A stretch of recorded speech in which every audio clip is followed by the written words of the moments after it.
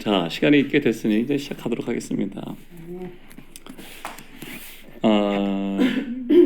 저희가 주님의 은혜 가운데 하나님 나라와 에클레시아라는 주제 말씀을 통해 은혜를 나누고 있는데, 이번 기회에 사도 바울의 고백처럼 하나님 나라와 예수 그리스도를 정말 지혜로운 건축자처럼 기초를 잘 닦아서 우리도 그 안에 들어가고 누릴 뿐만 아니라 하나님 나라를 사모하는 사람들이 엄청 많잖아요. 그분들한테 이렇게 나눠줄 수 있도록 그 축복이 모두에게 있으시기를 기도하겠습니다. 세상 나라를 주와 그리스도의 나라로 변화시키는 위임을 교회에 주셨습니다. 그래서 주님이 그 큰 은혜 안에서 각자를 부르셨는데, 우리가 말씀을 배울 뿐만 아니라 성령께 인도를 받아서 주님이 나를 부르신 그 자리가 어딘지 주님께 여쭤보셔야 됩니다. 나를 부르신 소망이 어딘지, 내가 달려갈 경주가 어딘지, 내 지체에서 어떤 기능을 감당해야 될 은사를 받았는지 모르시면 알려달라고 하시고 주님을 따라가셔야 됩니다. 근데 오늘은 저희가 원래 3번 정도 말씀을 나누고 성경 개관을 하기로 했거든요. 개관이라는 게 뭐냐면 여는 말씀, 성경을 우리가 많이 들었고 설교도 듣고 또 성경 공부도 해왔지만, 성경의 말씀 이렇게 어떤 관점으로 주님이 쓰셨는지를 알게 되면 성경이 진짜 눈앞에 열리게 되거든요. 과장할 필요도 없고 더 많이 지식을 추구할 것도 없고 그냥 알게 되는 거예요.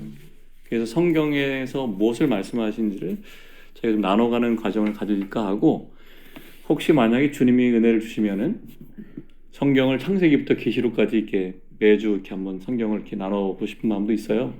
근데 그럴 때 그냥 제가 나누는 말씀만 들으시면 안 되고 성경을 직접 읽으셔야 돼요. 그래서 성경을 읽으시면서 성령께서 딱 보여주신 장면에서 멈춰 서셔야 됩니다. 주님 나에게 무슨 말씀을 하시는지, 주님 저에게 말씀하셔서 그렇게 하셔야 됩니다. 제가 카톡방에 말씀을 좀 올렸습니다. 한 몇 구절 같이 읽어보고 제가 기도하고 시작하겠습니다. 히브리서 1장 1절에서 2절 말씀 있으시죠? 카톡방을 보시면 쉽게 찾을 수 있을 것 같습니다. 오늘도 다시 올려드렸는데, 네, 같이 읽겠습니다. 히브리서 1장 1절에서 2절. 옛적의 선지자들을 통하여 여러 부분과 여러 모양으로 우리 조상들에게 말씀하신 하나님이 이 모든 날 마지막에는 아들을 통하여 우리에게 말씀하셨으니. 네, 오늘 주제의 말씀이기도 합니다. 요한복음 5장 39절에서 40절 시작. 너희가 성경에서 영생을 얻는 줄 생각하고 성경을 연구하거니와 이 성경이 곧 내게 대하여 증언하는 것이라. 그러나 너희가 영생을 얻기 위하여 내게 오기를 원하지 아니하는도다. 누가복음 24장 25절에서 27절 말씀. 이르시되 미련하고 선지자들이 말한 모든 것을 마음에 더디 믿는 자들이여, 그리스도가 이런 고난을 받고 자기 영광에 들어가야 할 것이 아니냐 하시고, 이에 모세와 모든 선지자의 글로 시작하여 모든 성경에 쓴 바 자기에 관한 것을 자세히 설명하시니라. 누가복음 24장 44절에서 45절 말씀입니다. 또 이르시되 내가 너희와 함께 있을 때에 너에게 말한 바 곧 모세의 율법과 선지자의 글과 시편에 나를 가리켜 기록된 모든 것이 이루어져야 하리라 한 말이 이것이라 하시고, 이에 그들의 마음을 열어 성경을 깨닫게 하시고. 잠깐 기도하겠습니다. 아버지 하나님 감사합니다. 이 시간 저희들이 아버지의 사랑과 아버지의 말씀하심을 소망하며 믿음으로 이 자리에 나왔습니다. 이미 예수 그리스도를 통해서 십자가에 이루신 그 구속의 역사로 말미암아 저희들의 모든 죄를 속량하셨고 하늘에 속한 모든 신령한 복을 다 주신 것을 인하여 감사드립니다. 이제 저희가 사람의 말을 듣기를 원치 않고 성령께서 우리 각 사람에게 말하는 주님의 음성을 듣고 주님께 순종하기를 원합니다. 저희가 지식으로 주님께 가기를 원치 않습니다. 어린아이처럼 아버지 품에 안기고 싶고 아버지의 집에서 주님이 주신 것으로 먹고 쉬고 싶습니다.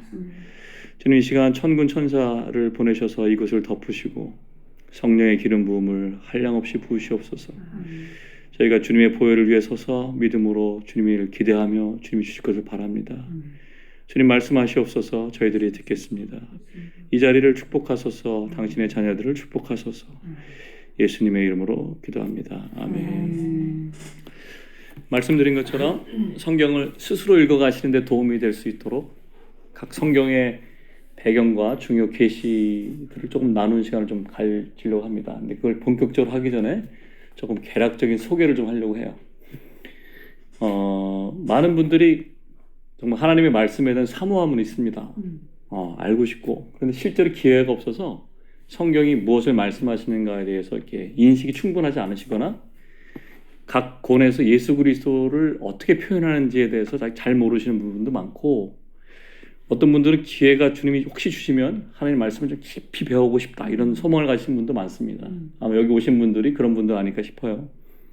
그리고 이 성경을 여는 말씀들을 각 권의 말씀을 이렇게 우리가 나누면 기회가 되시면 주위 청년들한테도 이렇게 나눠주시면 좋겠어요.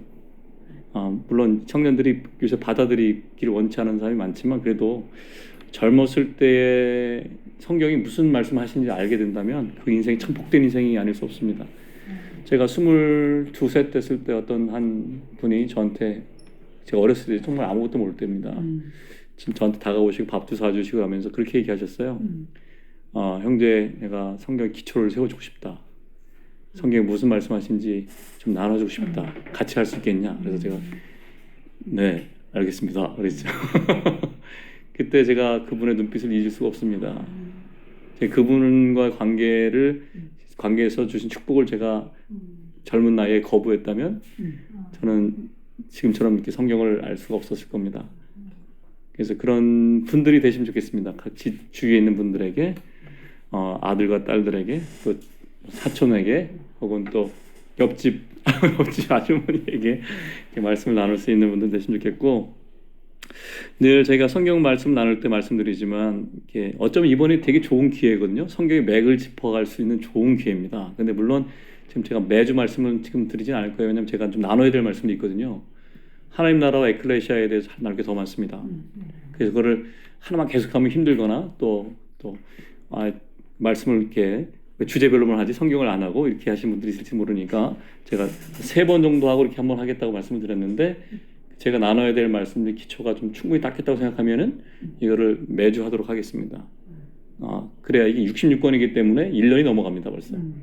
근데 혹시 주님이 허락하시면 그 축복을 함께 나누시는 분들이 되기를 바라겠습니다. 그리고 말씀드렸듯이 제 말씀을 듣고 믿으시면 안 됩니다.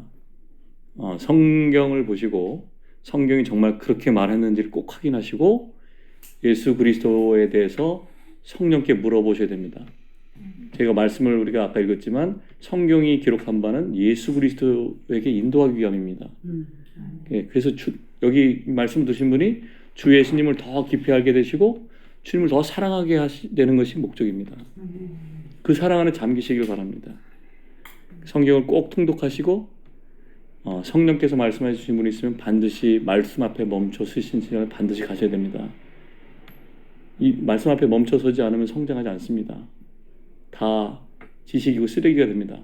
하나님이 주신 귀한 것들을 귀하게 여기시고 우리의 삶 가운데 예수님이 정말 높아지시고 우리의 참된 사랑을 더 많이 받으셨으면 좋겠습니다.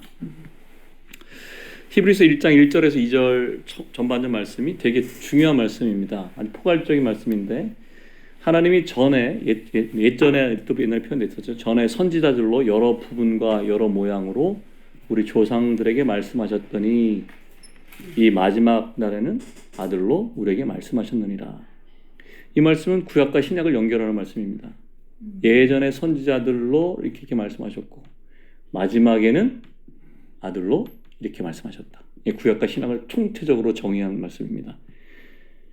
구약에서 하나님은 예전에 말씀하셨고 신약에는 마지막 날에 하나님께서 말씀하셨습니다. 예수 그리스도가 오신 날부터 마지막 때입니다. 그것도 함께 기억하시면 좋겠습니다. 하나님은 우리 조상들에게 말씀하셨고 또 우리에게 말씀하셨습니다.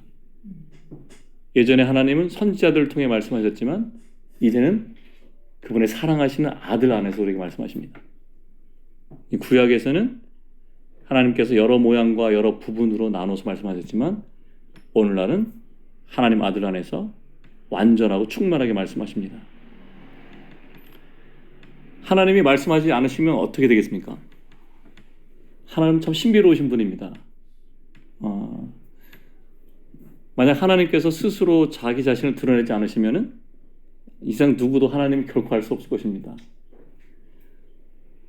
주님께 알려달라고 그랬어야 돼요. 주님을 더 알고 싶습니다.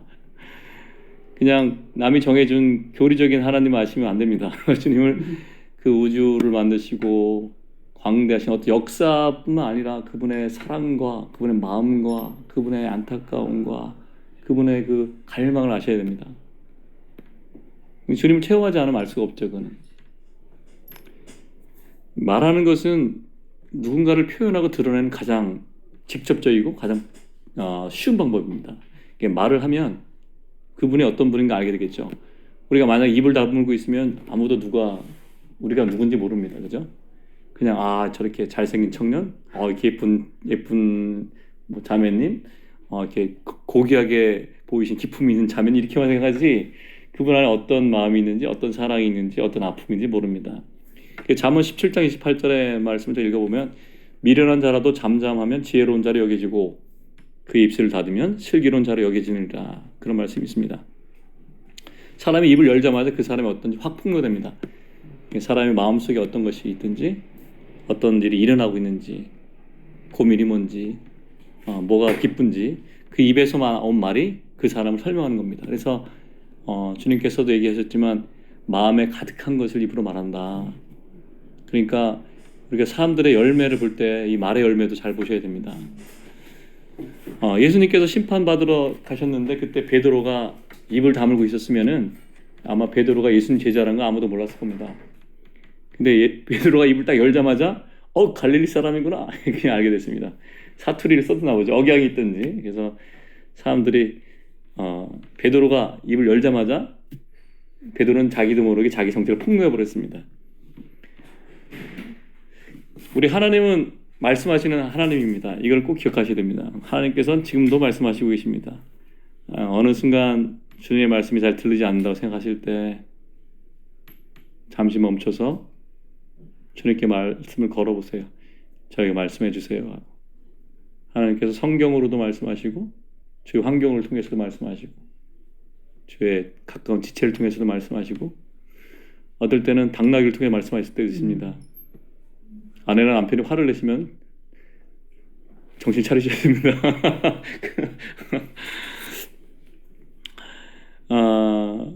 하나님은 늘 말씀해 오셨기 때문에 하나님을 알 수 없다라고 핑계댈 수 없습니다.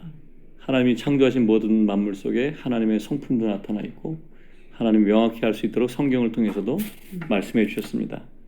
그래서 우리는 사무엘처럼 그렇게 말씀드려야 되죠. 주여 말씀하시옵소서. 네, 주의 종이 듣겠습니다. 이런 태도를 가져야 됩니다.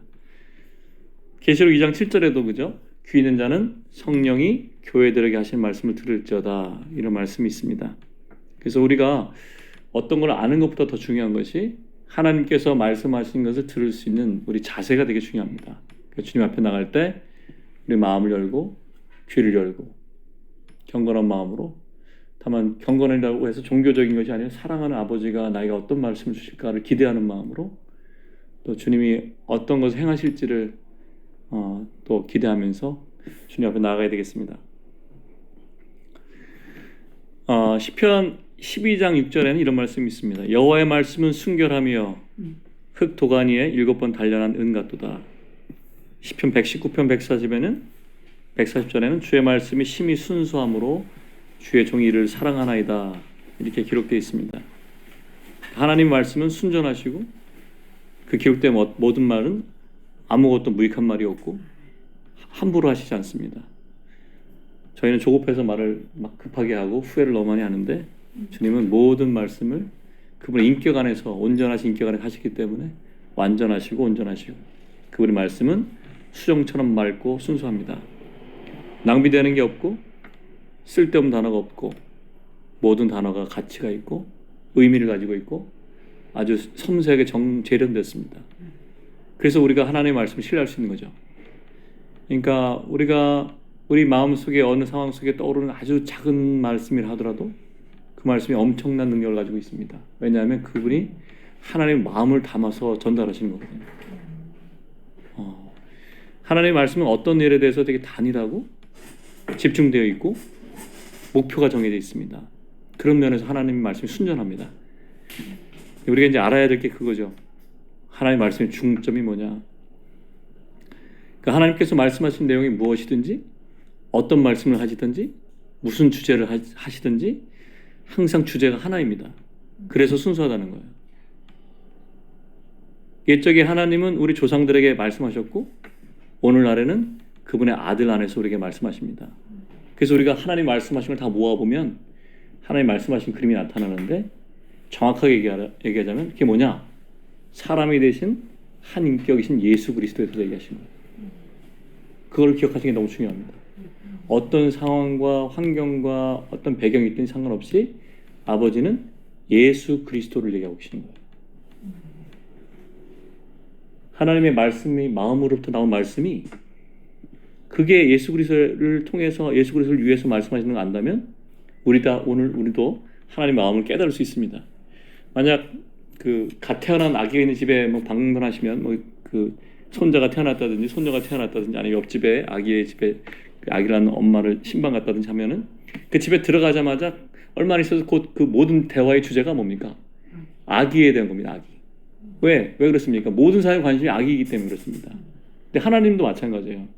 하나님한테 엄청 사랑하시고 아주 귀한 아들이 있거든요.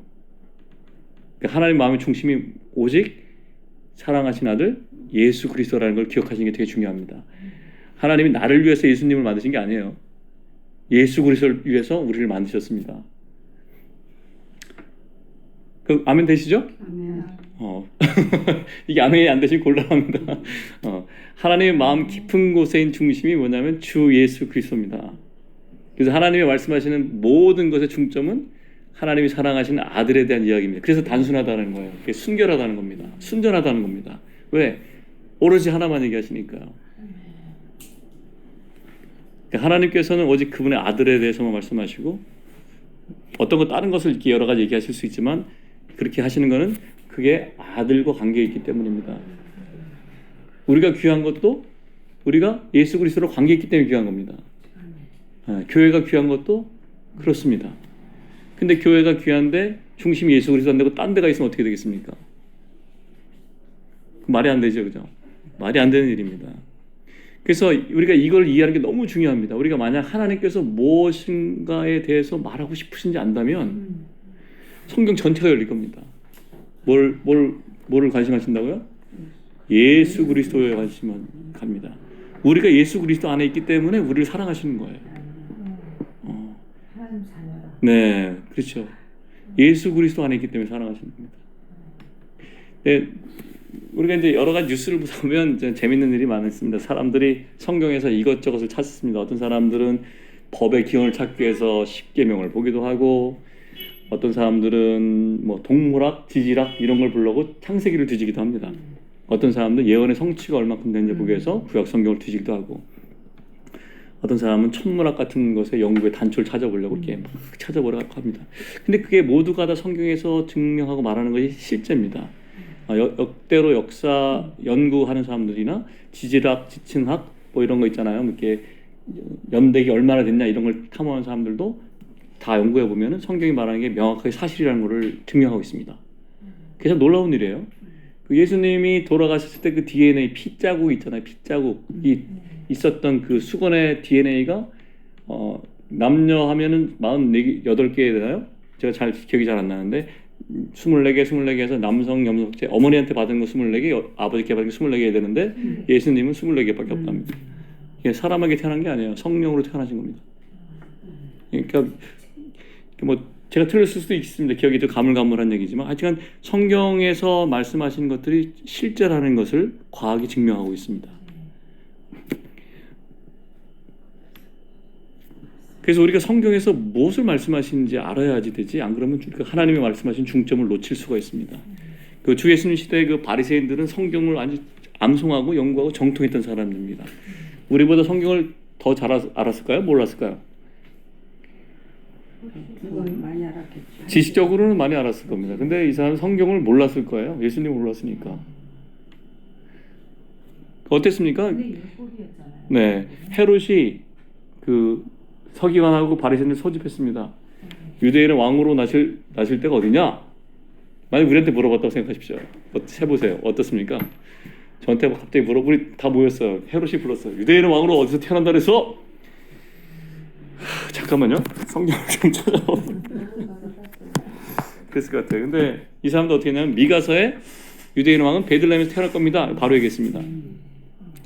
우리 같으면 아이고 물어볼 사람한테 물어보셔야지 그랬을 텐데 바리새인들은 성경을 완전히 암송했고 연구했고 질문하자마자 답할 수 있었습니다. 미가서에 있습니다. 베들레헴에 태어날 겁니다. 그런데 헤롯도 바리새인들도 서기관들도 아무도 만왕의 왕으로 오신 예수님한테 경배를 하지 않았습니다.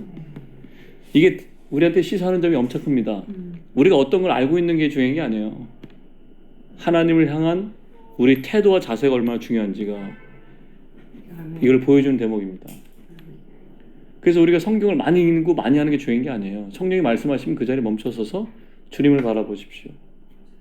주님이 저에게 무슨 말씀하시는지 제가 감당하기 어렵거든 주님 감당할 수 있도록 은혜를 주세요라고 기도하시고요. 네, 우리 태도가 사무엘과 같이 주여 말씀하소서 주의 종이 듣겠습니다. 그런 마음의 태도를 갖는 게 정말 중요합니다. 하나님은 예전에는 조상들에게 말씀하셨고 지금은 우리에게 말씀하십니다. 하나님은 누구한테 말씀하시냐면 사람들한테 말씀하신다는 거죠. 사람이 하나님의 형상으로 이렇게 지어졌습니다.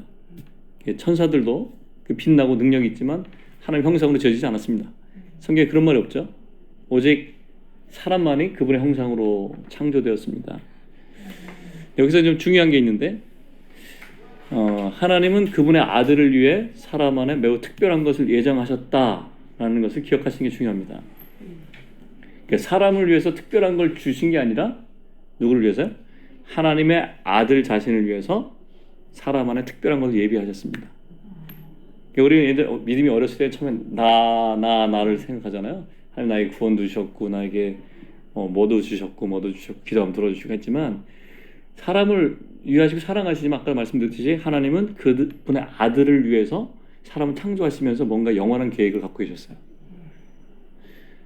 그래서 창조물 중에 사람만 아주 특별하게 창조하신 거죠. 그러니까 그분의 아들이 우리 다 아는 겁니다. 그분의 아들이 아들 예수 그리스도가 그분의 동반자 또 하나님의 백성들 거룩한 제사장들 하나님의 거룩한 도시 그리고 신부를 갖기로 원하셨던 거죠. 다 아시는 겁니다. 그 창세기 2장에서 하나님이 아담을 보시면 이렇게 얘기하셨잖아요. 사람이 홀로 있는 것이 좋지 못하니 그게 돕는 배필을 지어야겠다. 우리가 이제 소설 같은 거 쓰면 작가들이 어떤 대상을 써놓고 감정이입을 합니다. 그죠? 그 주인공에 대해서. 주님이 하나님이 감정이입 하신 거예요. 사람이 홀로 있는 것이 좋지 못하다. 아내를 지어줘야 되겠다. 이게 아들을 보고 하신 거죠. 이게 하나님의 마음에 영원한 계획이 있습니다. 그래서 하나님이 말씀하실 때 그분의 아들에서 계속 말씀하시는 이유는 우리가 그분의 아들의 형상으로 변화되어야 되죠. 형상으로 바뀌어서 그분의 아들과 영원한 하나가 되게 하시려고 하셨습니다. 네, 이게 다 아는 건데도 다시 들으니까 새로우시죠? 네. 네, 주님께서 우리를 그분의 아들과 연합하기 위해서 그렇게 지으셨습니다.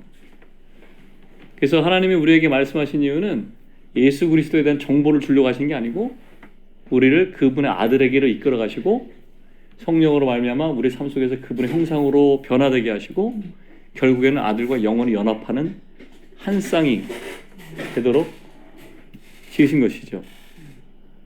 그래서 주님이 우리한테 말씀하실 때는 어떤 지식을 주려고 하시는 것이 아닙니다. 성령을 통해서 우리를 변화시키시려고 하는 거예요. 그래서 지적인 지식이나 사실을 습득하는 게 아니라 우리 안에서 생명이 변화되도록 주님이 기르시고 기다리시고 지키시고 보호하시고 축복하신 것입니다. 그래서 우리에게 성경을 주신 것이죠. 디모데후서 3장 16절에는 뭐 다 아시는 건데 모든 성경은 하나님의 감동으로 된 것으로 이 감동이 호흡으로 된 것으로 그런 뜻이죠. 교훈과 책망과 바르게 함과 의로 교육하게 유익하니 이는 하나님의 사람으로 온전하게 하며 모든 선한 일에 행할 능력을 갖추게 하라 함이라. 이 디모데 후서의 말씀은 모든 성경이 하나님의 영감을 받은 것이다. 모든 것이 하나님의 숨결에서 나온 것이다. 이렇게 마치 아담에게 숨을 후 들여보내신 것처럼 부활하시고 나서 제자들에게 숨을 내쉬며 성령을 받으라 이렇게 말씀하신 것처럼 우리가 성경을 읽을 때 하나님의 호흡을 들여마시는 겁니다. 그러니까 성경을 읽으시면서 뜻을 이해하려고 막 노력하지 마세요. 주님의 호흡을 이렇게 들여마시는 거죠. 그리고 이해가 안 되면 넘어가세요. 이해하시지 마시고.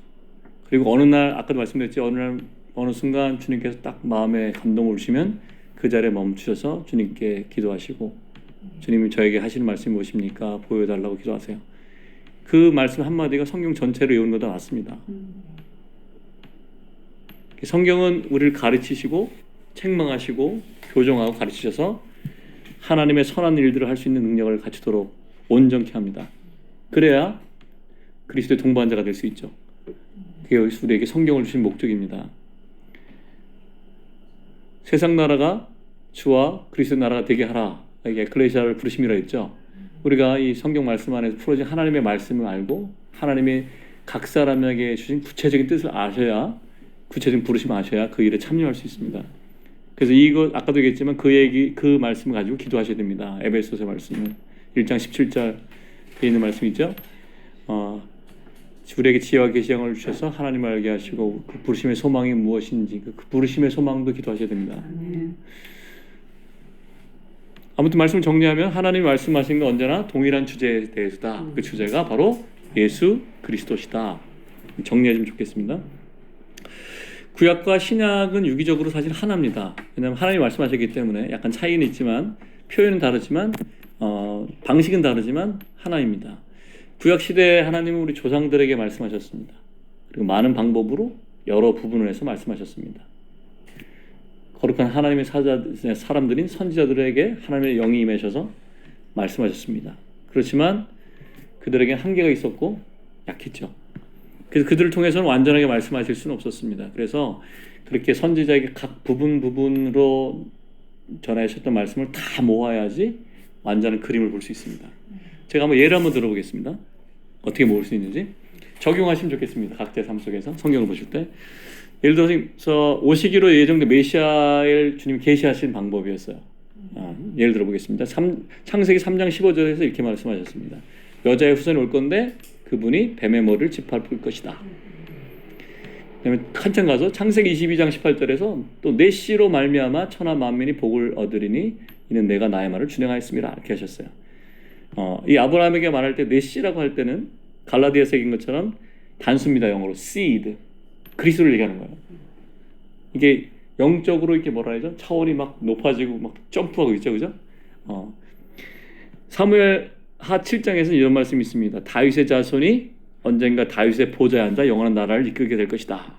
이 다윗의 자손이 예수 그리스도를 얘기하는 겁니다.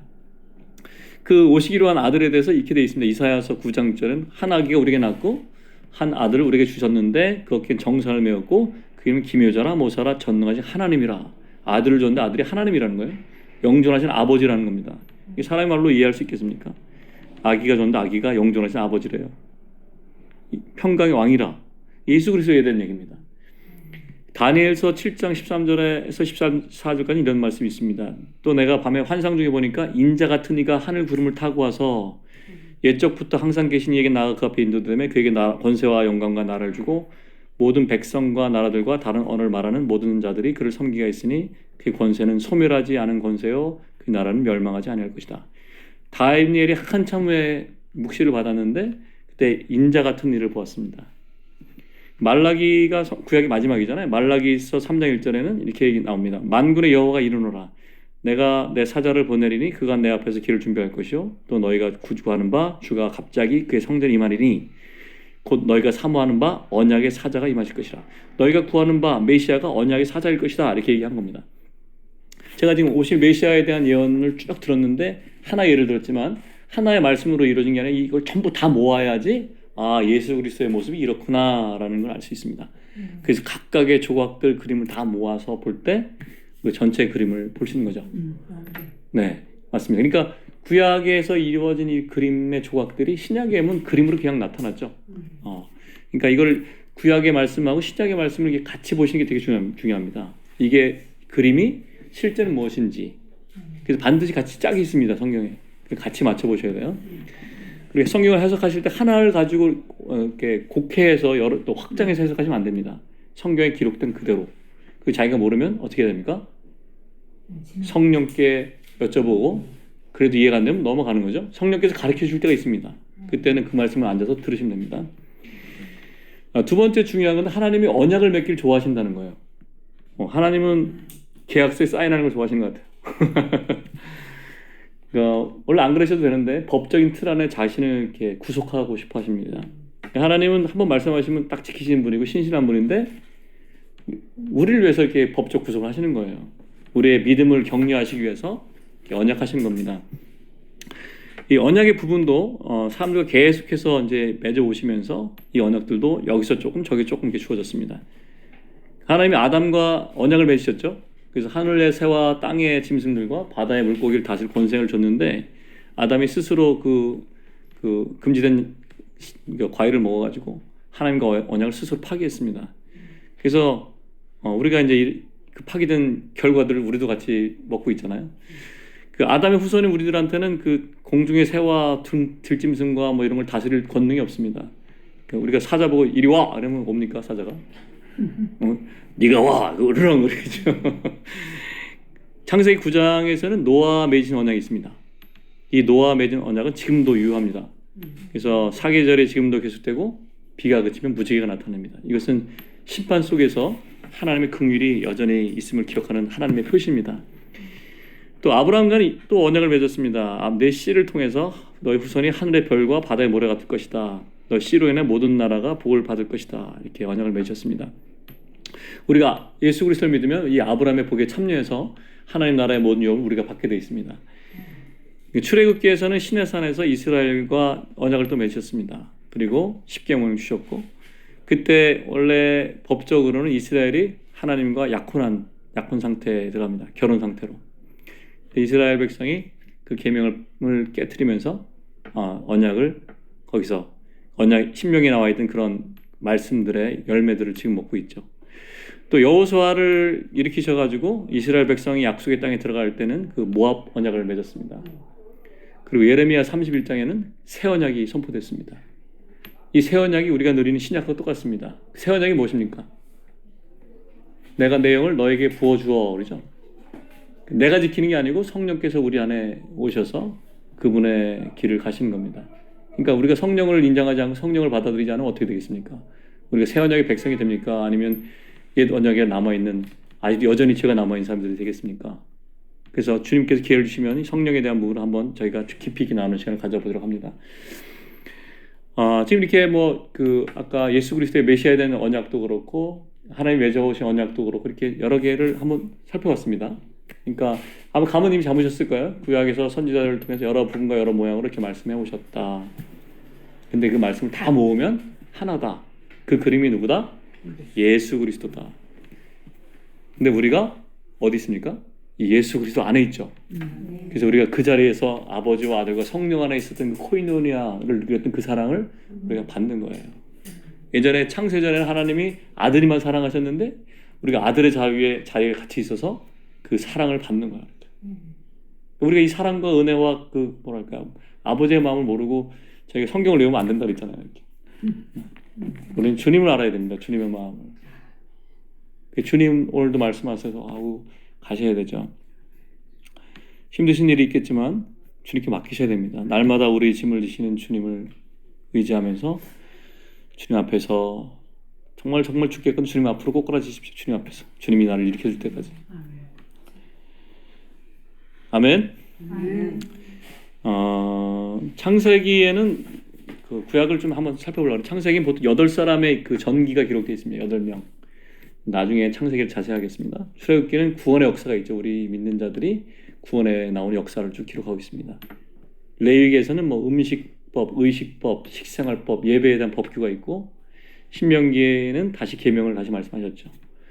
다니엘 같은 예언서는 선지자들의 예언을 통해 말씀하셨습니다. 때때로 예표를 들으셨고 비유도 하셨고 암호도 하셨고 어떤 때는 직접적으로 어떤 때는 간접적으로 다양한 방법으로 말씀하셨습니다.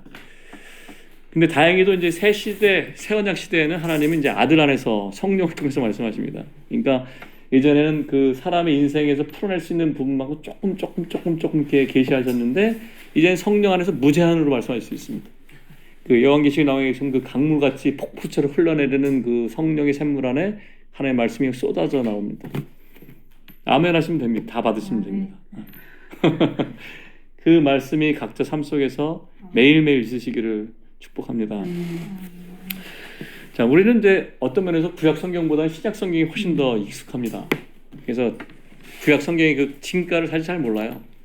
구약 성경을 보면 이제 뭐 족보 나오고 뭐 이러면 막다 머리 앞에 넘어가고 군대 수 세고 막 이러면 막 넘어가잖아요. 근데 이게 다 의미가 있는 겁니다. 그죠? 그게 신약에 다 나와 있는 거예요. 그래서 이제 어떤 사람은 구약에서부터 또 어떤 심한 사람들은 성령이 내리기 전까지, 그러니까 그 사도행전 앞에 그 성령 내리기 전까지까지 전부 다 구약이라고 율법이라고 생각해가지고 자기도 상관없다고 생각하는 사람도 있습니다. 극단적인 세대주의자들 그런 사람들 있어요. 그러니까 우리가 알고 있는 사람보다 더 심한 사람도 있어요. 그러니까 세계적 역사를 보면 그런 사람이 있었습니다. 그렇기 때문에 제가 말씀한 거죠. 그러니까 이 사람들 어떤 태도를 갖고 있냐면 사도 바울이 쓴 것만 신약이다 이렇게 생각하는 사람도 있어요. 그럼 어떻게 되겠습니까? 하나님이 성경을 전체를 주셨는데 예수 그리스도를 표현하고 이만큼 주셨거든요.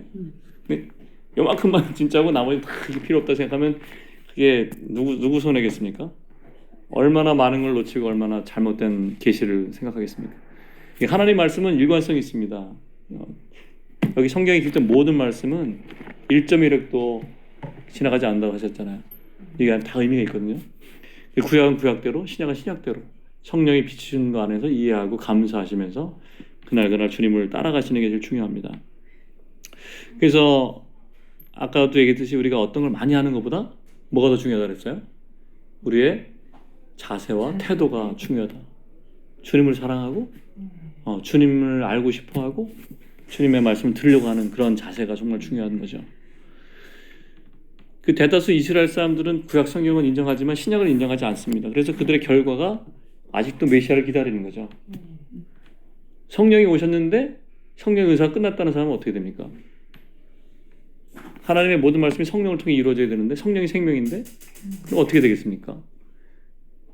생각만 해도 참 문제가 되지 않겠습니까? 근데 우리는 그런 거에 대한 그 잘못된 가르침들을 들어왔기 때문에 성경이 있는 그대로 믿지 않고 사람들의 가르침과 신학을 들었기 때문에 자기도 모르게 이렇게 꺼려하거나 두려워하는 마음이 있습니다.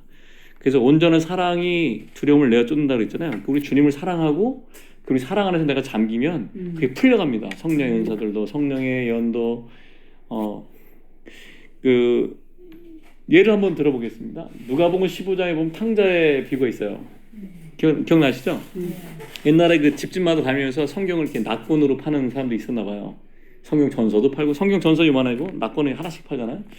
근데 어느 날 남편이 집에 나갔는데 누가 집에 와서 아내를 설득해가지고 누가복음을 사게 만들었답니다. 그래서 저녁에 남편이 들어와가지고 보니까 아내가 누가복음을 샀어. 그래가지고 화가 이만큼 나가지고 누가 내 허락도 없이 돈을 썼어! 그 화를 낸 거죠. 그러니까 아내가 나도 일하고 나도 돈 벌잖아요. 근데 왜 내가 돈을 쓰면 안 돼요? 그랬더니 남편이 화가 나가지고 누가복음 발을 쫙 찢어가지고 너도 판 갖고 나도 판 보고 그러자는 거예요. 근데 그 다음날 남편이 이제 직장에 일하러 갔다가 점심 먹고 시간이 나가지고 이렇게 주머니를 보니까 그 찢어진 그 누가복음이 반이 있었답니다. 그래서 그거를 읽었는데 마침 그게 어떤 부분이었냐면 허랑방탕한 모든 걸 탕징하고 나서 아버지한테 돌아오면 탕자의 피부 그 부분이 딱 잘렸다는 거야. 남편이 이 얘기를 다 읽으니까 이게 되게 흥미로운 거죠. 이게 다 읽고 나니까 자기가 읽었던 부분 앞에 있는 부분이 궁금한 거죠. 이게 어떻게 된 거다 대체. 근데 그 아내는 반대로 집에서 그 누가복음 앞에 읽다가 탕자가 집으로 돌아가기로 결심한 부분 다음 곡까지 딱 읽는 거죠. 그러니까 그 다음에 어떤 일이 있을지 궁금했나 봐요. 결국 두 사람이 다 궁금해진 거죠. 지금 예화를 설명하고 있습니다. 상대방이 어디까지 읽었는지 이제 그 스토리가 어떻게 진행하고 끝났는지 알고 싶으니까 궁금하긴 했는데 서로 자존심이 있잖아요. 싸웠으니까 밥을 먹으면서 이제 아무 얘기도 안 했다가 참다 남편이 얘기한 거예요. 그래서 탕자 어떻게 됐어요? 얘기를 했다는 거예요. 그러니까 이게 뭐 예화입니다. 옛날에 제가 어렸을 때 듣던 예화예요. 그러니까 우리가 어떤 하나님 말씀을 이렇게 잘라가지고 쪼개면 스토리를 모른다는 거, 온전한 스토리를. 그러니까 우리가 성경을 온전히 이해하려면 하나님이 주신 말씀들을 내가 이해 못하더라도 또 내가 설명을 못하더라도 그대로 받아들이시고 성령께 가지고 가시는 게 참 좋겠다 생각이 들어요. 이게 지금 제가 구약을 서론을 지금 설명하고 있는데 사실 구약학을 신학적으로 설명하면 아주 머리가 아프고 재미가 없습니다. 그래서 제가 최대한 줄여가지고 간단하게 하려고 노력하는 중입니다. 부활하신 예수님이 엠마오로 가는 두 사람을 만나던 거 기억나시죠? 그래서 어떤 이 사람들이 그때 예수님이 돌아가셔가지고 얼마나 슬펐을까요? 그래서 어떤 여자 제자가 가가지고 예수님 부활했다 이렇게 얘기했는데도 안 믿었어요. 제자들 한 명도 안 믿었습니다. 근데 이 사람한테 이제 이 두 사람한테 말씀하셨죠. 그리스도가 고난을 받고 영광에 들어가야 되지 않겠냐. 그러고 나서 이제 말씀을 나누고 떡을 떼면서 이제 사라지셨잖아요. 그리고 이제 그들에게 말씀하신 게 그겁니다. 누가복음 24장 13절에서 하반절에 뭐라고 했냐면 그들에게 모세와 선지자 글에서 그분에 관한 모든 걸 계시해 주셨다. 근데 그날 밤에 예수님이 그 방에 모여있던 제자들에게 갑자기 나타났습니다. 근데 그들도 안 믿었어요. 그래서 그때 뭐라고 됐냐면 예수님이 그들의 지각을 열었다 그랬어요. 이렇게. 이해하는 걸 열으셨어요. 열어서 모세와 선지자들의 글과 시편에서 그분에 관해 말한 모든 것을 제자들에게 열어주셨습니다. 제가 아까 성경을 여는 말씀한다 그랬잖아요. 그거 하려고 하는 거예요. 모세의 글에서 예수가 어떻게 표현됐나, 선지자의 글에서 예수님이 어떻게 표현됐나, 시편에 어떻게 그리스도가 나타났나, 이걸 보여드리고 싶은 거죠. 왜냐면 제가 그걸 보면서 너무 놀랐거든요. 와, 이렇게 표현을 하셨네. 그거를 좀 나누고 싶습니다. 주님이 기회를 주시도록 기도해 주셔야 되고 성령께서 말씀하시길 같이 기도해 주셔야 됩니다. 그래서 결론적으로 구약은 그리스도에 대해 말하고 그리스도의 길을 예배하는 것입니다. 그래서 바울이 갈라디아서 얘기할 때 율법이 우리를 그리스도께 인도하는 초등교사다, 몽학 선생이다 이렇게 얘기를 했어요. 그러니까 만약 구약을 정말 제대로 이해하는 사람이 있다면 그 사람은 그리스도를 만나게 됩니다. 그 사람. 요즘에 그 메시아닉 주라 그래서 유대인들 중에 예수님 믿는 사람들이 있습니다. 그분들과 이렇게 교제하거나 그들이 그 토라 포션을 이렇게 얘기하는 걸 들어보면 너무너무 놀라워요. 아, 내가 성경을 진짜 모르구나 이런 게 너무너무 느껴집니다. 예수님을 만난 유대인들이에요. 그 사람들은 토라 포션이라서 1년 내내 모세오경을 일주일 간격으로 이렇게 묵상하고 말하고 가르칩니다. 근데 그것에 감춰져 있던 예수 그리스도의 의미를 설명하니까 사람들이 우는 거예요. 그냥 우는 거예요. 메시아인데 그걸 몰랐구나, 눈이 가려워서. 우리도 그런 시간이 왔으면 좋겠습니다. 주님 우리 눈을 여셔서 모든 곳에서 예수님을 볼 수 있도록. 그리고 예수님을 이런 얘기는 그만하겠습니다. 참아야 돼. 자, 진도 나가겠습니다. 어쨌든 히브리서에도 그런 말이 있어요. 율법은 장차 오실 분에 대한 실제 표상이고 유형이고 그림자입니다. 그래서 만약에 우리가 실제신 그분을 알고 같이 성경을 알게 되면 우리가 이 구약을 보면서 엄청나게 풍성함을 느낄 수 있습니다. 그래서 신약은 어떻게 보면 분명히 설명한 설명서와 같고 구약은 그림과 같아요. 그림. 어린이들이 이제 글자를 배울 때 그림을 보면서 이렇게 배우잖아요. 이게 소 그림 그려놓고 소, 호랑이 그려놓고 호랑이, 오이 그려놓고 오이 이렇게 얘기하잖아요. 그러니까 아이들한테 그런 그림 없이 그냥 단어만 알려주면 애들이 따라는 하겠지만 이해할 수 있을까요? 이해 못하죠. 그게 추상적인 것밖에 안 됩니다. 그래서 마치 하나님은 구약 성경에서 그런 그림을 보여주시는 거예요. 얘들아, 예수 그리스도가 이런 사람이야, 이런 속성을 가졌어. 우리 소재를 하면 예수님의 인성이 그런 분이야 이렇게 아주 곱게 갈려져 가지고 소재 구워져 가지고 제사장도 먹을 수 있고 하나님도 먹을 수 있고 하나님과 사람을 연합시키는 그런 인성을 가졌어. 그렇게 가르쳐 주시는 게 하나님의 방법이에요. 성막을 만들어 놓으시고 하나님의 그 성품도 나타내시고 우리 인간이 바깥마당도 있고 혼도 있고 영도 있더라. 주님을 만나고 싶으면 영광까지 들어와야 돼. 지성소 휘장이 찢어져야 돼. 이런 얘기를 하시는 거예요. 그리고 히브리서에 말씀해 주십니다. 히브리서에 휘장을 통해서 주님께 간다고. 그러니까 구약과 신약이 딱 맞아야 돼요. 짝이 있어요. 이게 너무 중요하죠. 우리가 다른 사람들한테 복음을 전할 때도 같이 보내주셔야 돼요.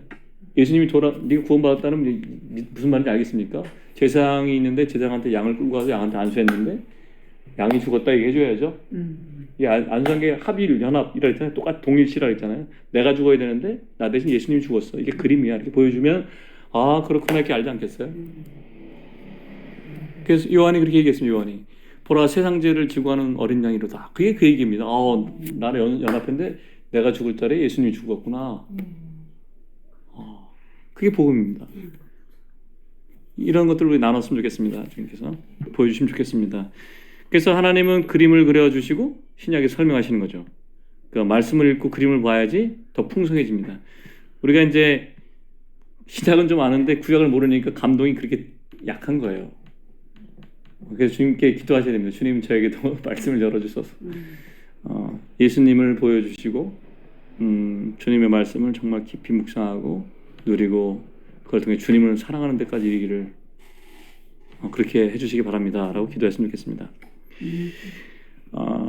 구약 성경을 그 세 부분으로 나눌 수 있는데 히브리 랍비들의 전통이나 신약적인 개념을 갖고 하면 되게 복잡하기 때문에 제가 아까 성경 말씀을 인용한 대로 간단하게 나누겠습니다. 모세율법과 선지자율과 시편 이렇게 나누는 게 예수님이 나누신 거잖아요. 이게 제일 쉬운 방법입니다. 뭐 더 깊이 알고 싶으신 분은 구약학 개론을 보시면 됩니다. 모세율법을 토라라고 부릅니다. 토라. 그래서 5개라 해서 펜타, 헬라어로 펜타, 그래서 영어로는 펜타튜크, 모세오경이라고 얘기합니다.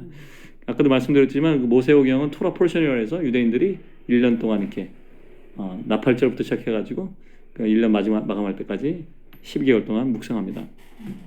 이 모세율법인 토라는 실제이신 그리스도를 계시합니다. 그래서 요한복음 1장에 그 빌립이 나다나엘 찾으러 가서 모세와 선지자의 글에서 기록된 부분을 우리가 발견했다 이렇게 얘기한 거야. 성령이 임하시면 모세와 선지자의 글에서 예수 그리스도가 보입니다. 두 번째는 이제 선지서라고 하는데 이게 히브리어는 느비임이라고 합니다. 느비임. 느비임이 이제 선지자들의 글 이런 뜻인데 여기 이거는 좀 아셔야 돼요. 왜냐하면 우리는 선지서라고 하면 이제 뭐 그 다니엘, 에스겔, 에레미야 이렇게만 생각하는데 실제로 정말 중요한 게 이겁니다. 우리가 역사서를 알고 있는 거 있잖아요. 여호수아, 사사기, 사무엘상하, 열왕기상하 이게 선지서로 분류됩니다. 히브리 성경에서 이게 former prophet 그러니까 전 선지서. 그 다음에 그러니까 우리가 부르는 선지가 있습니다. 후선지서라고 하는데 뭐 이사야, 예레미야가 에스겔, 호세아, 요엘, 아모스, 오바댜, 요나, 미가, 나훔, 하박국, 스바냐, 학개, 스가랴, 말라기. 아이고 힘들다.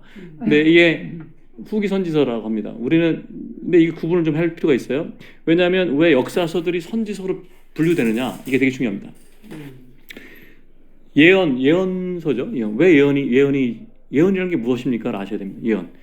예언이 그냥 우리가 종종 미래에 일어날 일을 얘기하는 것이 예언이다 이렇게 생각하시면 안 됩니다. 그 성경의 그 계시에 따르면 예언은 뭐냐면 하나님의 마음을 나타내는 거예요. 그러니까 미래에 나타날 일도 포함되지만 하나님의 생각을 나타내는 겁니다. 그 하나님 생각을 백성들에게 전달하는 자가 선지자였습니다. 그 신약에도 마찬가지예요. 그 구약의 선지자는 미래에 다가올 메시아를 바라보면서 예언을 했지만 신약에도 선지자가 있습니다. 그 에베소 보시면 선지자가 있잖아요. 사도 선지자, 복음 전도자, 목사와 교사. 그게 없었다고 생각하시면 안 됩니다. 지금도 선지자의 기능을 갖고 있는 사람이 있습니다. 자기를 선지자라고 부르지 않았을 뿐이지. 하나님의 마음을 얘기해 주는 거예요. 그 사람을 위해서 덕을 세워주는 겁니다. 고린도전서 14장에 나온 예언은 덕을 세워준다 그랬죠. 그 덕을 세워준다는 게 뭐냐면 다른 사람을 격려해주고 북돋아주고 일으켜주고 주님께 가도록 도와주는 걸 얘기합니다. 그러니까 예언은 하나님의 마음을 말씀하시는 거예요. 성경 역사서는 게 단순히 역사가 아니라 그 성경의 그 여호수아, 사사기, 열왕기 상하를 통해서 그 사무엘 상하를 통해서 하나님의 마음을 나타내는 거예요. 성령께서 말씀하시는 것을 듣게 합니다. 우리가 그 글을 읽다 보면 성령께서 내 삶에 말씀하시는 것이 들립니다. 그게 선지서예요. 그걸 역사서로 외우지 마십시오. 누가 누구를 낳고 누구를 낳고 또 거기 뭐 그 제사장의 책임 이런 거 있을 때 그 전부 다 예언입니다. 그걸 내가 이해하지 못하면 넘어갈 뿐이에요, 그냥. 그걸 예전에 성경을 공부할 때 그걸 외우려고도 했습니다. 이게 누구 왕 누구 다음에 족보 뭐고 그런 것들에도 의미가 있어요, 사실은. 근데 그렇게까지는 할 필요 없지만 다만 중요한 건 뭐냐면 기록된 역사를 읽으시면서 하나님이 이 글을 통해서 나에게 예언적으로 하시고자 하는 말씀이 무엇일까? 나를 격려하시는 말씀이 무엇일까? 나를 세워주는 말씀이 무엇일까를 생각하시면서 기대하시면서 읽으셔야 돼요. 이해되시죠? 네. 나중에 저희가 성령의 은사에 대해 얘기할 때 예언의 은사에 대해 말씀드리겠습니다. 그래서 그거를 신원이라고 해석하면 안 되는 거예요. 하나님의 말씀이 지금도 여전히 성경 전체를 통해서 예수 그리스도에 대해서 말씀하시고 계시기 때문에 이 만약에 어떤 분이든지 성경에서 나에게 주신 감동으로 온 말씀이 있다면 아주 귀하게 여기셔야 됩니다. 하나님은 우리를 누구 안에서 보신다고 그랬어요? 예수 그리스도 안에서 보시죠. 그러니까 예수님을 향한 하나님의 선하고 귀하고 아주 고귀한 뜻이 우리한테 동일하게 적용됩니다. 받아들이면 그 자리에 서시면 됩니다. 내가 하나님의 그냥 아니 어린 자녀가 아니라 하나님의 사랑을 완전히 받는 아들로 기대하시고 말씀을 들어보세요. 그 성령의 폭포처럼 내리는 그 사랑 안에 그 자리에 잠기셔야 됩니다. 정말 그 자리에 있으시기 바랍니다. 많은 걸 아는 게 중요한 게 아니에요. 그 사랑 안에 머무십시오. 그리고 마지막으로 이제 성문서라는데 히브리어로는 케터빔이라고 합니다. 케터빔. 그래서 이제 여기 어떤 게 들어가냐면 스프레이 에메틀에서 시편 잠언 욥기, 뭐 메길롯에서 솔롬 아가 룻기 애가 전도서 에스더. 그리고 이제 다니엘은 우리 성경에서 예언서로 들어가 있지만 실제로는 성문서에 들어갑니다. 예언서가 아니라. 물론 묵시적인 부분이 있지만 묵시 문학의 한 부분이라고 보고 다니엘, 에스라, 느헤미야, 역대상하다, 하가 이게 성문서에 있는데 아까 예수님 나누신 거에서는 그걸 다 얘기하시지 않으셨고 그냥 시편 이렇게 얘기하셨습니다. 율법과 선지서와 시편 이렇게 얘기하셨죠, 그죠? 그러니까 이게 다 통틀어서 얘기하신 거예요, 그냥. 그래서 시가서에는 하나님의 백성들이 그리스도를 향해서 반응하는 그런 심장 박동이 있습니다. 믿음의 고백들이. 이게 마치 요한계시록에서 말하는 새 노래입니다. 새 노래. 그러니까 시편을 읽으시길 바랍니다. 잠언도 읽으시고, 전도서도 읽으시고, 그 주님을 향한 그런 그 고백 속에 내 삶 속에서 나만 체험하는 게 있어요. 그게 주님께 올려드릴 새 노래입니다. 그게 고통일지라도 그 고통을 통하고 나서 주님께서 우리 마음에서 하프를 튕기실 겁니다. 그래서 그 음률 가지고 우리가 주님 앞에 할렐루야 그 대열에 같이 참여하는 거예요. 우주적인 합창단 안에. 네, 새 노래를 배우시기 바랍니다. 이제 거의 마무리될 것 같은데 흥미롭게도 신학도 이렇게 구성되어 있습니다. 사복음서가 있고 성령의 역사를 나타내는 사도행전이 있고 또 사도들이 교회에 보낸 서신서가 있고 마지막으로 묵시록인 요한계시록이 있습니다. 그러니까 모세율법인 토라는 모세오경은 복음서랑 사도행전에 하는 역할을 합니다. 기초를 놓습니다. 이렇게 선지서들은 그 기초 위에다 건물을 세우는 거죠. 마치 신약의 서신서 같습니다. 그래서 뭘 세웁니다. 이렇게 기초를 세우고 건물을 짓고 시편은 건물 맨 위에 그 꼭대기처럼 아치에 해당하는 부분입니다. 그래서 신약에서는 계시록이 그 역할을 감당하고 있습니다. 그래서 하나님의 율법인 토라에서는 하나님의 목적이 나타나고 그게 복음서하고 사도행전에서 성취됩니다.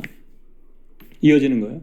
그러니까 하나님의 목적은 그리스도와 교회, 그리스도와 그의 배필, 그 백성입니다. 그래서 선지서들이 그 기초 위에 하나님의 목적을 설명하고 발전시키고 신약에서는 그 서신서들이 같은 역할을 하는 거예요. 설명해 주는 거예요. 아, 교회가 이렇다, 하나님 나라가 이렇다. 그래서 마지막으로는 우리 우리 마음의 그 감사와 찬양의 절정이 시편이잖아요. 마치 요한계시록에서 거기에 보면 수많은 할렐루야 찬송이 있습니다. 그러니까 제가 요한계시록 말씀드렸지만 어떤 역사적으로 어떤 일이 전개될 거에서 두려워하지 마시고 그 본질적인 건 예수 그리스도를 드러내는 것이고 그분이 얼마나 찬양을 받으시고 경배를 받으실 분이시고 우리를 끝까지 역사하셔서 이끌으셔서 우리를 그리스도 신부의 자리까지 이끌어 가시는 그분인지에 대해서 기뻐하시고 밝은 쪽을 묵상하시면 좋겠습니다. 그래서 예수 그리스도를 자꾸 사랑해야지 이게 세계 정세가 이렇게 되니까 막 두려워하시면 필요 없어요. 제가 말씀드렸잖아요. 주님을 사랑한 신부 안에 있는 부어진 그 예수 그리스도 마음이 그게 기름 부음이에요. 그게 그 기름을 예배하는 겁니다. 이게 슬기로운 다섯천장 그런 거예요. 내가 준비해가지고 가겠습니까? 거기를? 주님이 나를 준비시켜야 하는 거지. 그러니까 삶에 어려운 일이 있을 때 두려워 마시고 혹시 만약에 성경 읽다가 두려워하는 마음이 생긴 그건 주님께로 온 마음이 아니다 생각해야 돼요. 주님께 주신 건 두려운 마음이 아니라고 얘기했죠. 사랑 안에서 두려움을 다 내쫓고 온전한 사랑을 이끄시는 게 아버지의 뜻입니다. 그래서 죽을 것 같은 일이 있어도 두려워하지 마세요. 저한테 옛날에 막 그랬어요. 많이 두려워하지 마, 괜찮아. 실패도 괜찮아요.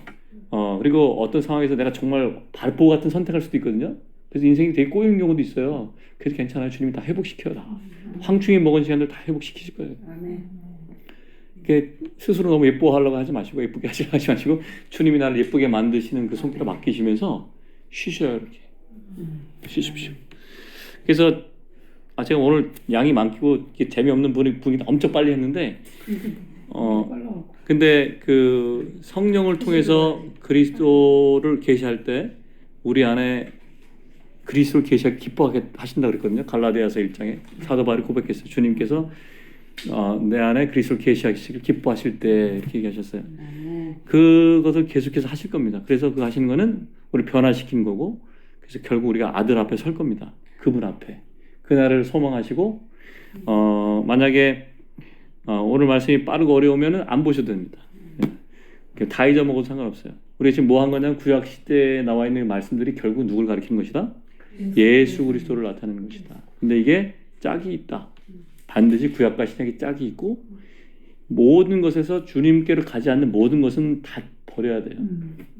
그래서 주님께서 혹시 기회를 주시면 아까도 말씀드렸지만 창세기부터 이렇게 성경 여는 말씀을 나누고 싶어요.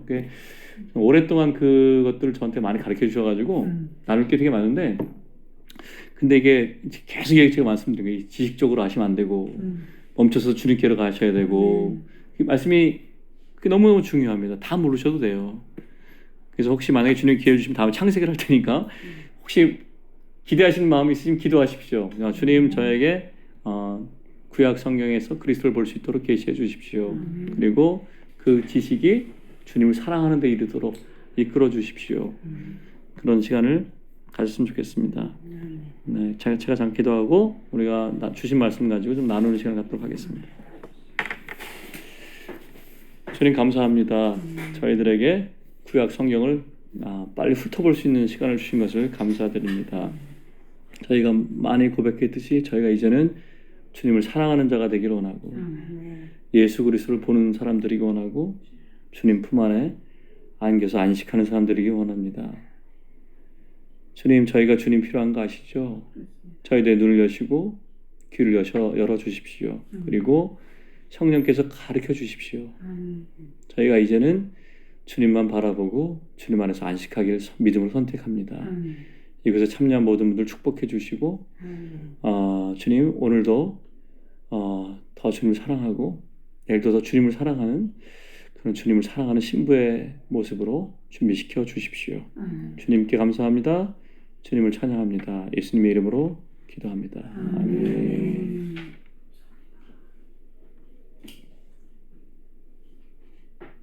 찬송 한 곡 하면 어떨까요?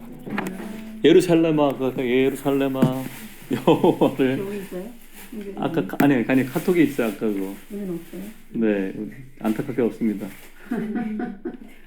그거 한 곡 하고 좀 말씀 좀 나누면 좋겠습니다. 그리고 가능하시면 말씀 나누실 때 오늘 나눈 말씀의 범위에서 나눠주시면 좋겠어요. 그래야 좀 더 깊어지고 복습도 되고 그렇습니다.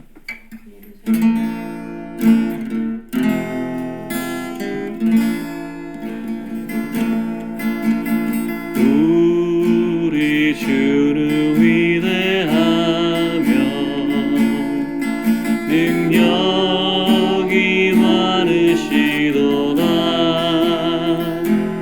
그의 지혜 무궁하며 인자 영원하도다. 상한 자들 고치시며 상처를 싸매시도다. 별들의 수를 세시며 이름을 붙이셨도다. 그가 구름으로 하늘을 덮으시며 땅을 위하여 준비하시니 예루살렘아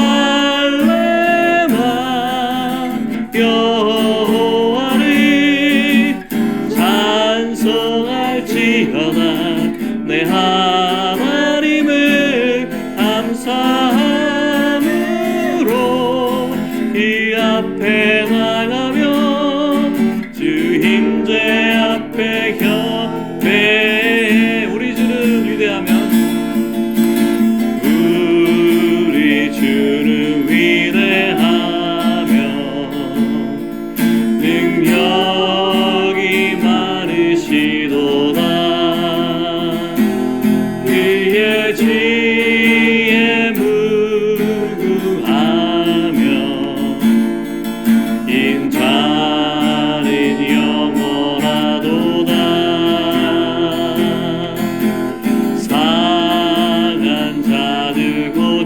지시며 상처를 싸매시도다. 별들의 수를 세시며 이름을 붙이셨도다. 그가 구름으로 하늘을 덮으시며 땅을 위하여 이 준비하시니